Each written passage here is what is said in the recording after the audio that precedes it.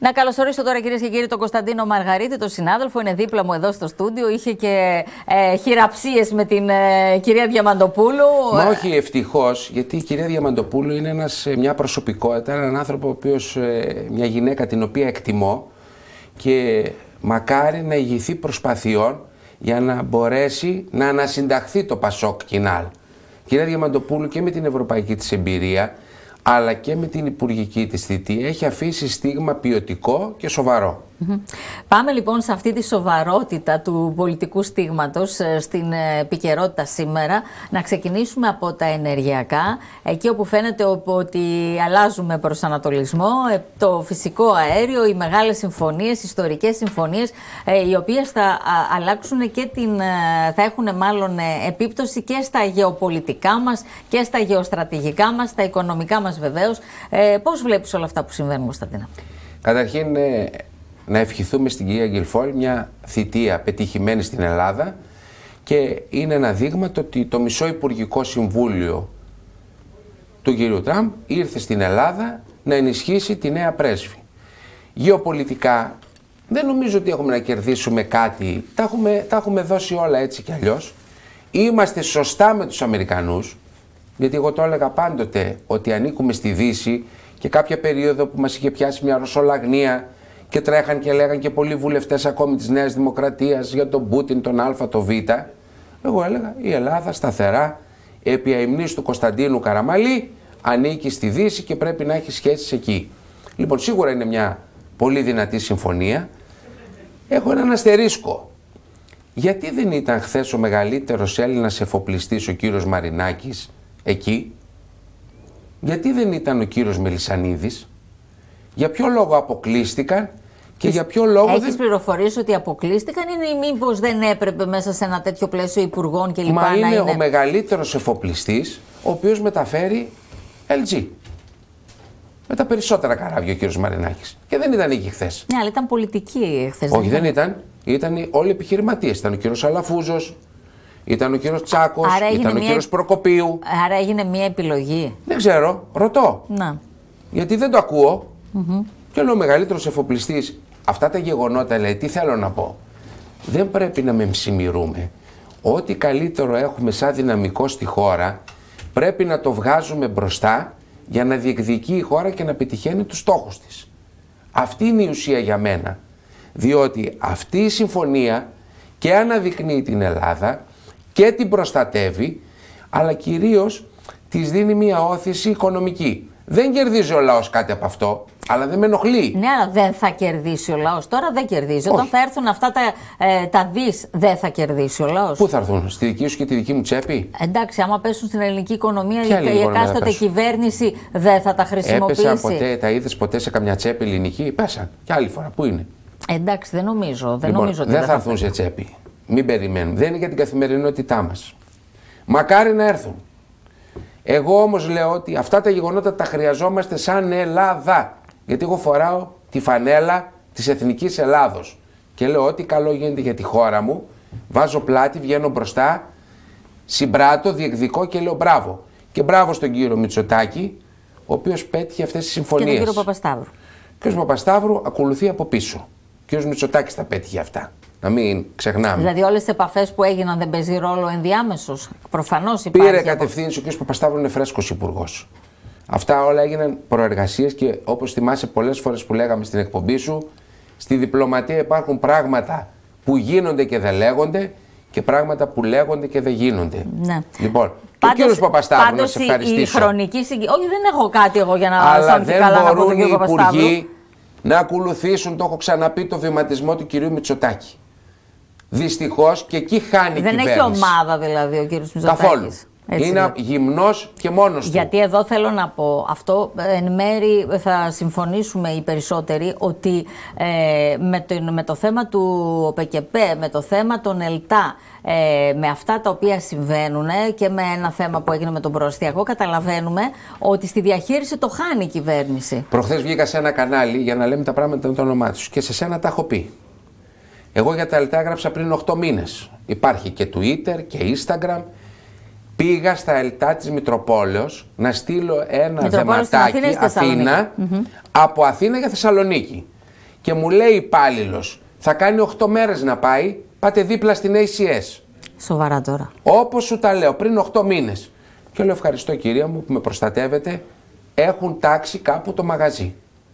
Τα ΕΛΤΑ δυστυχώς τα απαξιώναν και μπορείτε να τα ψάξετε να τα δείτε. Τώρα ενδιαφέρθηκαν οι βουλευτές και κάναν θέμα. Δεν ξέραν οι βουλευτές στην περιφέρειά τους. Σας δίνω άλλο παράδειγμα. Στο νομό Φαρσάλων, στα Φάρσαλα, δέμα από χωριό σε χωριό 6 μέρες. Δεν τα ξέρουν αυτά οι βουλευτές και μου βγήκαν τώρα και μου διαμαρτύρονται στον κύριο Υπουργό. Πάντως τώρα βγήκαν έντονα βγήκανε. Οι ίδιοι φταίνε, γιατί τα ξέραν. Και τώρα βγήκανε γιατί το πρόβλημα διονγκώθηκε και γιατί τα ΕΛΤΑ πάνε να χαριστούν. Λοιπόν, τι εννοείς, πού να χαριστούν? Δεν ξέρω σε ποιον επιχειρηματία τα έχουν τάξει και τι έχει να γίνει. Εγώ αυτό βλέπω.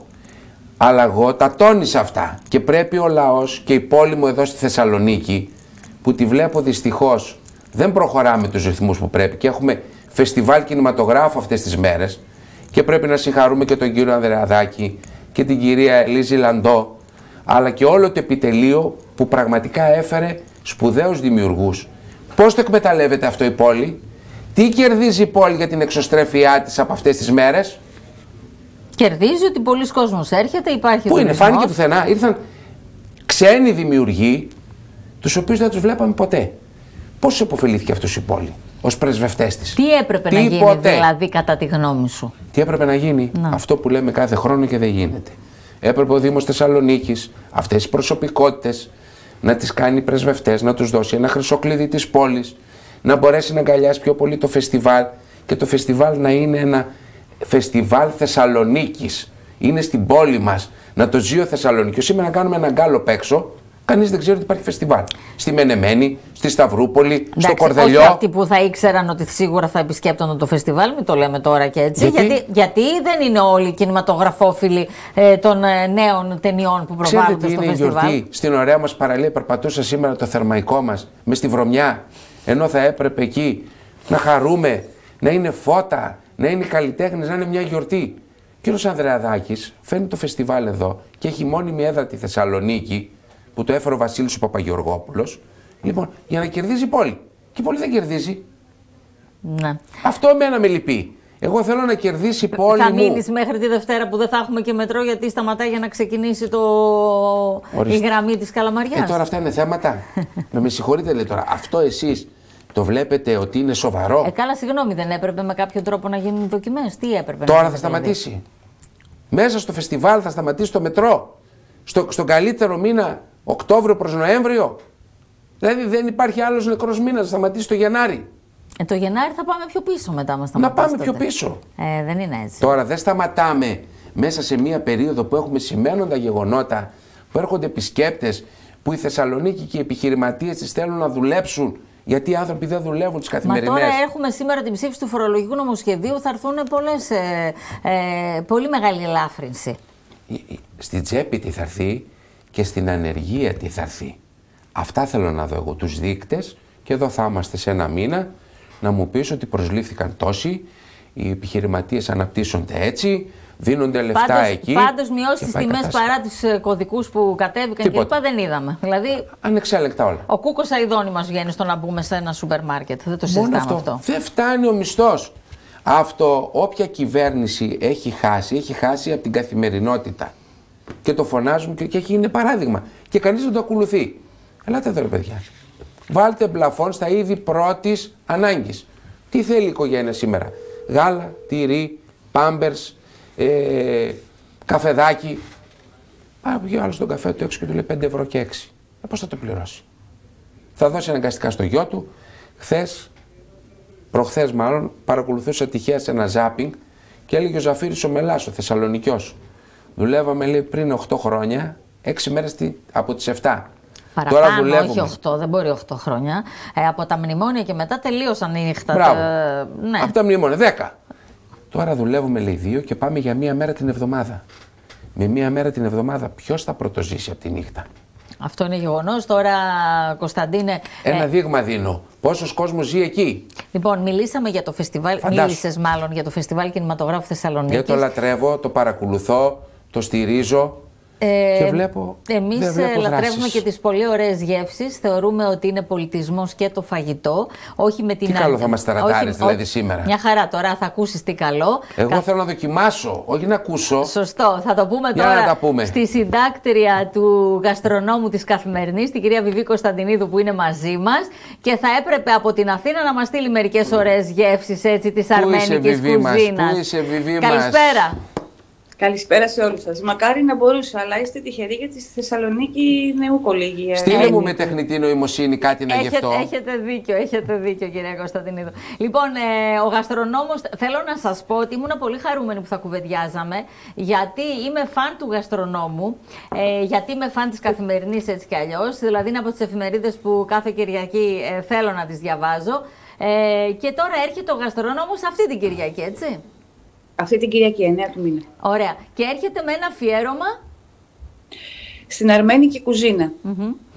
Την κουζίνα των Αρμενίων της Ελλάδας συγκεκριμένα. Πολύ ωραία. Που είναι γνωστό στη χώρα μας κατά πολλά κύματα και έχουν διατηρήσει αυτούσια την κουζίνα τους, όσο και να έχει επηρεαστεί και από την ντόπια, την ελληνική, που είναι λογικό, αλλά είναι μια κατά βάση αυτόνομη κουζίνα, πολύ ενδιαφέρουσα και εν πολλοίς άγνωστη στους περισσότερους από εμάς. Παρόλο που υπάρχουν εστιατόρια και ταβέρνες και κεμπαπτσίδικα ιδίως και στη Βόρεια Ελλάδα και στην υπόλοιπη Ελλάδα με τις νοστιμιές τους, είναι κατά βάση μια κουζίνα άγνωστη. Λοιπόν, εμείς βλέπουμε τώρα, μας στείλατε κάποιες φωτογραφίες για να δούμε. Πείτε μας λίγο αυτά που βλέπουμε, βάλτε μας λίγο στην αρμένικη κουζίνα, στα υλικά που χρησιμοποιούν. Τι είναι το χαρακτηριστικό αυτής της κουζίνας? Το χαρακτηριστικό της είναι η πολυμορφία της.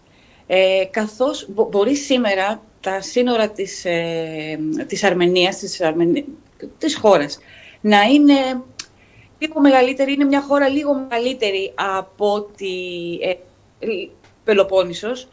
Ωστόσο, οι αρμενικοί πληθυσμοί εδώ και πολλούς αιώνες είναι εξαπλωμένοι.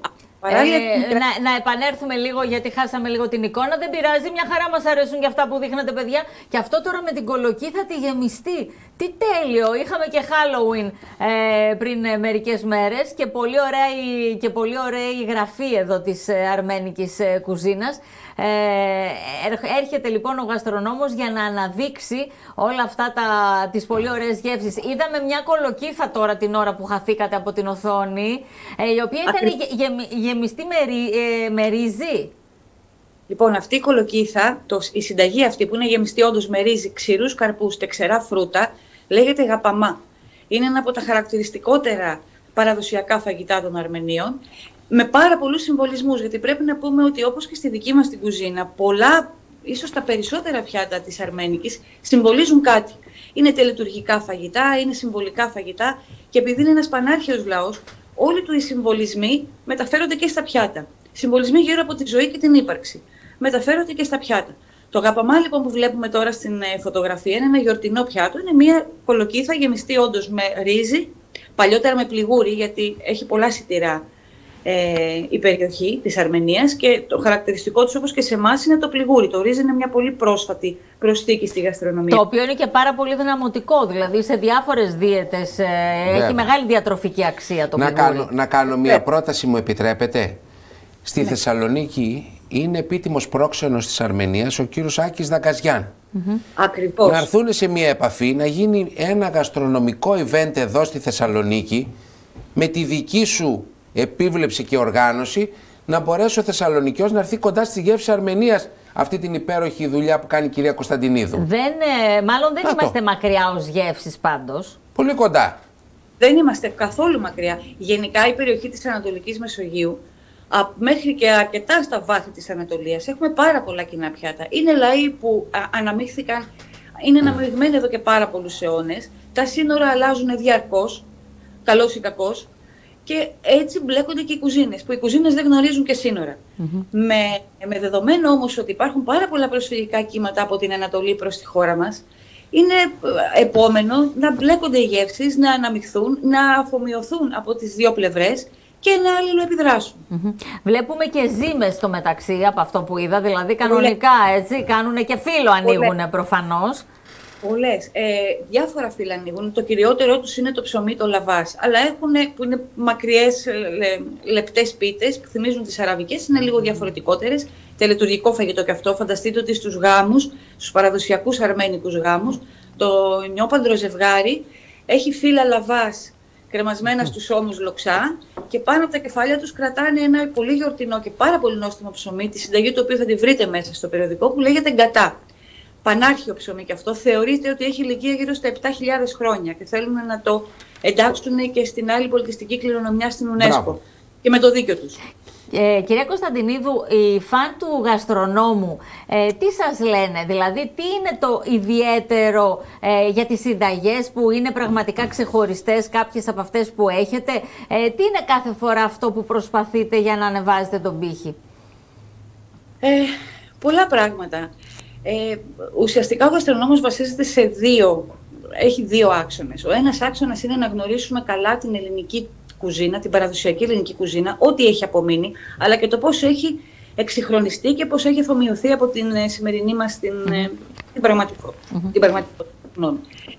Ένας άλλος άξονας είναι πώς ανανεώνεται αυτή η κουζίνα από τους Έλληνες σεφ. Πόσο την τιμούν, πόσο την αξιοποιούν, πόσο την εξελίσσουν, πόσο την μεταλλάσσουν, πώς εκτιμούν όχι μόνο τις ίδιες τις συνταγές, αλλά και τις πρώτες ύλες, ό,τι έχει απομείνει τέλος πάντων από τον πρωτογενή τομέα της Ελλάδας. Και μέσα σε αυτούς τους δύο άξονες κινούμαστε. Οπότε ταξιδεύουμε σε όλη την Ελλάδα, προσπαθώντας να καταγράψουμε όχι μόνο τα φαγητά και τις παραδοσιακές συνταγές κάθε τόπου, αλλά και το γιατί. Τι είναι αυτό που τις γέννησε. Άρα όλες οι αποκαλύψεις θα έρθουν. Η ηθοποιός νομίζω είναι αυτή που είδαμε τώρα, δεν είναι? Ναι. Η αρμενική καταγωγή, η Χριστίνα Αλεξανιάνη, η οποία εδώ και 9 χρόνια ανεβάζει το φοβερό μονόλογο θεατρικό βασισμένο σε τετράδιο της Αρμένισσας πρόσφυγα που ως παιδάκι έζησε τη γενοκτονία και τον ξεριζωμό και ανεβαίνει και εξακολουθεί να ανεβαίνει με τεράστια επιτυχία. Κυρία Κωνσταντινίδου. Και φέτος η κυρία Αλεξανιάν παίζει στο έργο Αλεξάνδρεια στο Θέατρο Παλάς που ξεκινάει σε λίγες ημέρες. Έχουμε εδώ εκπρόσωπο της τέχνης, ο οποίος μας τα λέει όλα. Κυρία Κωνσταντινίδου, περιμένουμε λοιπόν το γαστρονόμο της Κυριακής με την Καθημερινή. Σας ευχαριστούμε πολύ. Εδώ είμαστε για να φιλοξενούμε όλες τις ωραίες γεύσεις που παρουσιάζετε. Καλές επιτυχίες. Καλό μεσημέρι. Επίσης, να είστε καλά. Αυτό είναι μια ευκαιρία πολύ να το πάρεις με τον κύριο Δαγκασιάν. Πολύ ωραίο αυτό που είπες. Να έρθει εδώ η κυρία Κωνσταντινίδη, εσύ θα το οργανώσεις. Λοιπόν, τι επίτιμος πρόξενος μου είναι άμα δεν προβάλλει τα προϊόντα της Αρμενίας? Επειδή μιλάμε και το φαγητό είναι πολιτισμός και το. Πολιτιστική διπλωματία, γαστρονομική διπλωματία. Έχουμε πεινάσει, μου λέει ο Φώτης ο Κινέζος, πραγματικά με αυτά τα ωραία που βλέπαμε. Τώρα, Κωνσταντίνε, μιλάμε για πολιτισμό. Την ίδια ώρα όμως βλέπουμε τι γίνεται στην Κρήτη και μάλιστα είχαμε και ανακοινώσει Χρυσοχοΐδη λίγο νωρίτερα. Ήθελα να μου σχολιάσεις, γιατί είχε ανοίξει μια κουβέντα στην κοινωνία σε σχέση με την οπλοκατοχή και θέλω να σου πω ότι με περισυλλογή και με προσοχή ακούω την κάθε άποψη, γιατί μπορεί θεωρητικά όλοι να λέμε κατά, να είμαστε κατά. Από την άλλη υπάρχουν άνθρωποι οι οποίοι λένε και αν έρθει ο άλλος στο σπίτι σου τι κάνεις? Δύο επισημάνσεις και κλείνει το θέμα αμέσως. Είδατε το βίντεο που πιάσαν τους δύο ανθρώπους? Φυσικά. Που ανέβηκε, το θυμάστε και το είδατε όλοι. Δεν φαινόταν κανένας. Κουκούλες και τα λοιπά. Έχω τόση εμπιστοσύνη στις ένοπλες δυνάμεις και δεν λέω μόνο ένοπλες δυνάμεις του στρατού και της πυροσβεστικής και της αστυνομίας, που αν τους αφήσουν τους ανθρώπους να κάνουν τη δουλειά θα τους πιάσουν στο 1 δευτερόλεπτο. Όπως και τους πιάσαν. Στην Κρήτη δεν θέλαν να τους πιάσουν. Ξέραν και τα όπλα που κυκλοφορούν, ξέραν και πόσα όπλα έχεις εσύ και εγώ και ο Α και ο Β. Αλλά αυτό που με θλίβει κοινωνικά, τόσες οικογένειες τώρα θα αφήσουν τα παιδιά τους ορφανά, άλλοι στον τάφο, άλλοι στις φυλακές, για μία βεντέτα προ 50 χρόνων. Και ρωτώ, τα λύσατε όλα τα προβλήματα και πρέπει να σκοτωθούμε μεταξύ μας? Μας περισσεύουν δηλαδή άνθρωποι, μας περισσεύει πόνος να αφήσουμε παιδιά ορφανά για να λήξουμε βεντέτες 50 ετών? Και βλέπουμε ότι αυτό διαιωνίζεται δυστυχώς. Δηλαδή τώρα ο κύριος Χρυσοχοΐδης μου πάει να κάνει αυτοψία, δεν ξέρει τι γινόταν. Δηλαδή, μη μου τα λέτε. Γιατί στον ΟΠΕΚΕΠΕ δεν ξέρανε τι γινόταν. Βεβαίως και ξέρει. Η εγκληματικότητα έχει φτάσει στα ύψη. Δυστυχώς είναι ανεξέλεγκτη κατάσταση και δυστυχώς ο Υπουργός Δημόσιας Τάξης δεν μπορεί να το ελέγξει το πράγμα. Δεν ξέρω τι πρέπει να γίνει, αλλά δεν μπορεί να το ελέγξει. Ας αφήσουν τους ένστολους να λύσουν τα προβλήματα. Σε 2 λεπτά τους πιάσαν. Ναι. Πώς έγινε αυτό? Με την μεγάλη ευρωπαϊκή σου εμπειρία από την μια και με την πολιτική σου εμπειρία από την άλλη και την αυτοδιοικητική σου εμπειρία, 2 σχόλια για το τέλος. Το ένα αφορά στην ΚΕΔΕ, όπου γίνεται το μεγάλο συνέδριο στην Αλεξανδρούπολη και εκεί φαίνεται ότι είναι στα όρια τους πάρα πολλοί δήμοι. Και το δεύτερο αφορά στον κύριο Τσίπρα, στον κύριο Σαμαρά, στις διασπάσεις που γίνονται στα αριστερά και στην κατάσταση έτσι όπως εξελίσσεται στην καθημερινότητά μας. Θα ξεκινήσουμε από το δεύτερο να πάμε στο πρώτο. Εντάξει, δεν περιμένουμε ακόμα να δούμε τι θα κάνουν. Η κυρία Καριστιανού ανακοίνωσε ένα κίνημα σήμερα. Λοιπόν, από εκεί και πέρα ο κύριος Σαμαράς και ο κύριος Τσίπρας δεν έχουν ανακοινώσει κάτι. Ο κύριος Τσίπρας ετοιμάζει το βιβλίο του. Ο κύριος Σαμαράς συσκέπτεται. Την Κυριακή θα έχουμε τη συνέντευξη Σαμαρά και θα δούμε τι θα πει. Λοιπόν, όλοι πρέπει να μιλούν. Τέλος πρωθυπουργοί, όταν η χώρα περνά μια δύσκολη περίοδο και αυτή τη στιγμή οι πολίτες δεν ζουν καλά. Ζουν φτωχικά. Και δεν είναι μόνο οι πολίτες της Ελλάδος, είναι οι πολίτες της Ευρωπαϊκής Ένωσης. Και ρωτώ εγώ, χθες τόσοι επιχειρηματίες μαζεύτηκαν στη Ροτόντα για το βραβείο Θεοφανό. Κάντε βρε μια δωρεά στην πόλη σας. Βοηθήστε λίγο την πόλη σας που αυτή σας απογείωσε. Ένας δεν έβαλε το χέρι στην τσέπη να κάνει μια δωρεά. Ό,τι έκανε η ύμνη στη Μαριάννα Βαρδινογιάννη στην Αθήνα. Ό,τι έκανε το Ίδρυμα Σταύρου Νιάρχου και κάνει ακόμα στην Αθήνα. Μα ένας Θεσσαλονικιός εδώ δεν έβαλε το χέρι στην τσέπη και το φωνάζω. Και μου είναι φρουφρού και αρώματα με βραβεία. Βοηθήστε βρε την πόλη, τον άνθρωπό μας που πεινάει σήμερα. Το συνέδριο της ΚΕΔΕ. Οι δήμαρχοι βεβαίως και έχουν αγωνία. Αν δεν θεσμοθετηθούν πόροι, δεν δοθούν αρμοδιότητες και δεν ελέγχονται οι δήμαρχοι, να πάψει πλέον το κράτος να είναι ο ενδιάμεσος. Έλα εδώ, θα πάρεις αυτά, θα κάνεις αυτά και θα λογοδοτήσεις για αυτά. Ό,τι γίνεται στην Ευρώπη. Απλούστατα. Να πάψει αυτός ο κρατικός παρεμβατισμός και να πάψει αυτός ο κρατικός εναγκαλισμός. Και επιτέλους να μπουν όρια θητιών παντού. Όρια θητιών στους δημάρχους, στους περιφερειάρχες, στους πρωθυπουργούς, στους βουλευτές, παντού. Να ανασάνει ο κόσμος με ένα φρέσκο πολιτικό προσωπικό. Νομίζω ότι εκεί χρειάζεται να στραφεί ο κύριος Λιβάνιος, παρότι έμαθα ότι τους μαλώνει πολύ τους δημάρχους για πολλά. Αλλά το θέμα είναι η αυτοδιοίκηση να πάρει τα πάνω της. Κωνσταντίνε. Ο κύριος μοχλός στήριξης. Αλλά δεν μπορούμε να έχουμε αυτοδιοίκηση παραγοντισμού και να μην έχουμε αυτοδιοίκηση ουσιαστικών έργων και υποδομών. Βγήκε δηλαδή η Χριστίνα Ιτσόρμπα που είναι φίλη υπουργός, θα περάσω καλά εγώ σαν δήμαρχος, θα πάρω λεφτά, θα μείνει ο Μαργαρίτης έξω. Βγήκε ο Μαργαρίτης υπουργός, θα πάρει η Χριστίνα. Αυτά πρέπει να τελειώσουν. Λοιπόν, δώστε πόρους και ελέγξτε τους δήμους. Κωνσταντίνε, πριν σε ευχαριστήσω, έρχεται ο Μιχάλης Χουρδάκης, ο εκπρόσωπος τύπου του Κινήματος Δημοκρατίας. Θέλω να μου δώσει ερώτηση από σένα. Τι θα ρωτούσες δηλαδή τον κύριο? Έχουν αντιληφθεί τι συμβαίνει στην κοινωνία? Αν το έχουν αντιληφθεί, τι κάνουν, τι προτείνουν για την καθημερινότητα του πολίτη. Μάλιστα. Ευχαριστώ πολύ τον Κωνσταντίνο Μαργαρίτη. Καλό Σαββατοκύριακο, καλό φεστιβάλ. Καλό φεστιβάλ, καλό Σαββατοκύριακο. Και εμείς, κυρίες και κύριοι, πάμε διάλειμμα. Όταν επιστρέψουμε, ο εκπρόσωπος τύπου Κινήματος Δημοκρατίας, ο Μιχάλης Χουρδάκης, θα είναι μαζί μας.